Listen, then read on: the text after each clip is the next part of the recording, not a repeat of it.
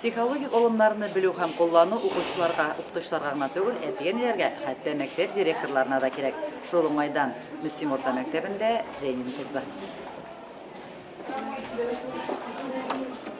Эмоциональ интеллект тренингын танылган бизнес-тренер, коуч Елена Сабирова үткәрде. Тренингта катнашучылар төрле күнегүләр ярдәмендә хис тойгыларын танып белергә, уңай коммуникациялар урнаштырырга, чит фикер белән конструктив рәвештә бәхәсләшергә өйрәнделәр.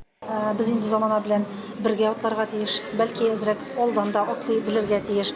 Укучылар белән, әтиәниләр белән, укытучылар белән бер матур аралашу өчен, яңа алымнар һәм формалар өйрәнү өчен үткәрелә торган менә шундый чара инде бу. Заманы авыр, кешеләр белән мөгамәлә читенләшә, балалар арасында, балалар белән балалар, укытучылар белән балаларның, шулай әтиәни белән баланың мөнәсәбәтендә авырлыклар бар хәзер.